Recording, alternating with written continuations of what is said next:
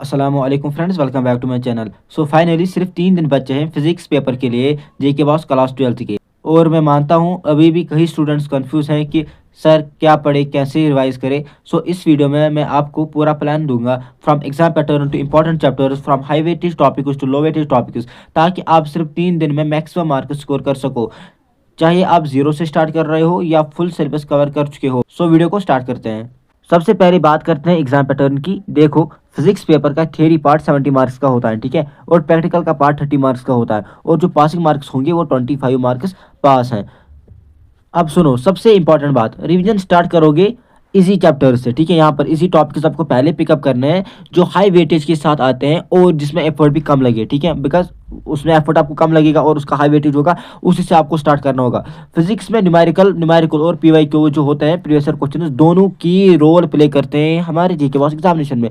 लेकिन जेके बॉस का पैटर्न में ज़्यादा न्यूमेरिकल डायरेक्टली नहीं पूछे जाते, ठीक है, न्यूमेरिकल ज़्यादा डायरेक्टली नहीं पूछे जाते, लेकिन एमसीक्यूज और 3 मार्क्स 2 मार्क्स क्वेश्चन में न्यूमेरिकल्स पूछ सकते हैं। और अगर हम रिसेंट ईयर ट्रेंड की बात करें जेके बॉस की, देन उसमें 3 मार्क्स और 2 मार्क्स में कभी कभी न्यूमेरिकल आता है, पर्टिकुलरली 3 मार्क्स के क्वेश्चन में न्यूमेरिकल आते हैं, ठीक। अब चलो मैं बताता हूँ हाई वेटेज टॉपिक्स जिनसे तुम डायरेक्टली 35 प्लस मार्क्स निकाल सकते हो और जिनको कम टाइम लगेगा।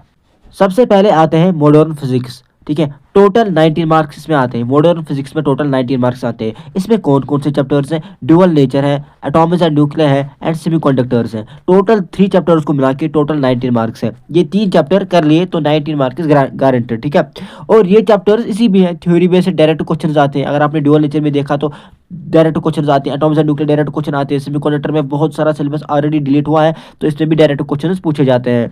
नेक्स्ट चैप्टर है ईएम वेव्स। इसके टोटल 3 मार्क्स हैं। ये इसी चैप्टर है, इसमें कम ही टाइम लगेगा एंड इसमें डायरेक्ट क्वेश्चन आता है। एंड जो नेक्स्ट चैप्टर है वो है moving charges and magnetism plus magnetism and matter. मैंने इसलिए ये चैप्टर लाया है बिकॉज इसमें जो मैग्नेटिज्म एंड मैटर है ये इसी चैप्टर है। और कभी कभी अगर लॉन्ग आंसर टाइप क्वेश्चन आता है तो मैग्नेटिज्म एंड मैटर और magnetism moving charge and magnetism का और होता है वहाँ पर, ठीक है। मतलब यहाँ से एक क्वेश्चन आता है उसका और होता है मैग्नेटिज्म एंड मैटर से। तो मैं as already magnetism and matter बहुत ही इजी चैप्टर है तो वहाँ से अगर आप कर लोगे तो वहाँ से मार्क्स बनते हैं। तो इसलिए मैंने ये दोनों के दोनों चैप्टर्स रखे हैं। इसमें आपको मैग्नेटिज्म एंड मैटर को सारा के सारा चैप्टर को पढ़ना है, लाइक डायमैग्नेटिज्म, पैरामैग्नेटिज्म, वो प्रॉपर्टीज आपको पढ़नी है बिकॉज उससे कभी 5 मार्क्स का क्वेश्चन आता है।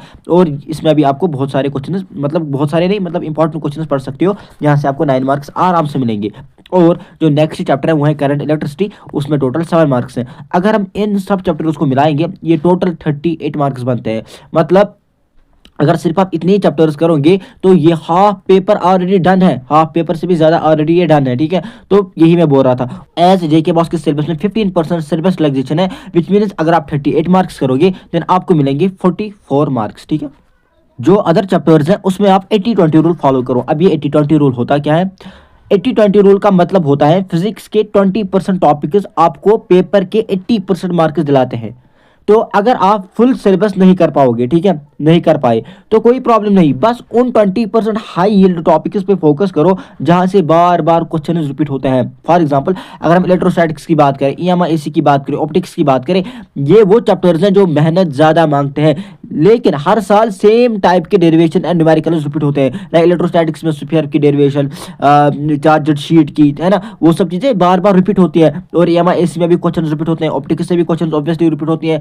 तो ये सब चीजें मेहनत ज्यादा मांगती हैं but bar bar question repeat होते हैं। तो यहां से आपको क्या करना होगा, तो बस ये करो, लास्ट 5 ईयर के पीवाईक्यूज यहाँ से आप कर सकते हो, derivation, important derivation and important formula जहाँ से लर्न कर सकते हो एंड इंपॉर्टेंट क्वेश्चन लर्न कर सकते हो। बट जो इंपॉर्टेंट क्वेश्चन है वो बाद में आएंगे, पहला जो आपको प्रेफरेंस देनी है वो लास्ट 5 ईयर पीवाईक्यूज पर देनी है। तो लास्ट 5 ईयर के पीवाईक्यूज अगर यहाँ से आपको कंप्लीट है देन बहुत सारा आपको वहाँ से मिलेगा, बहुत सारे क्वेश्चन आपको वहाँ से भी मिलेंगे, ठीक है।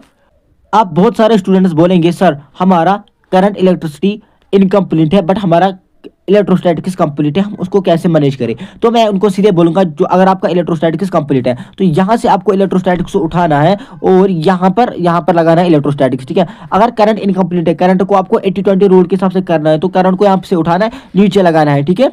तो इसी के हिसाब से आपको चलना है। यही 80-20 रूल मैंने यहाँ पर भी आपको बोला है, लाइक यहाँ पर मैंने इसकी डेफिनेशन वगैरह लिखी है कि तो फिजिक्स के 20% टॉपिक्स आपको सीधी सी बात है पेपर का 80% मार्क्स दिलाती हैं। तो अगर आप फुल सिलेबस नहीं कर पा रहे हो देन आपको क्या करना है 20% हाई यील्ड टॉपिक्स पे आप फोकस करो जहाँ से बार बार क्वेश्चन रिपीट होते हैं तो वही आएगा। ठीक है, ठीक है, यही मैंने यहाँ पर आपको समझाया है। यहाँ पर आपको स्किप अनइम्पॉर्टेंट टॉपिक्स करने जो जिस पर अभी क्वेश्चन नहीं आया है उस पर आपको ज़्यादा ध्यान नहीं देना है बिकॉज टाइम कम है। अगर टाइम ज़्यादा होता देन उस हिसाब से हम कर सकते थे, पर टाइम कम है तो हमें उन क्वेश्चन पे फोकस करना है जो आज तक जो इंपॉर्टेंट क्वेश्चन है एंड जो आज तक आए हुए क्वेश्चन हैं।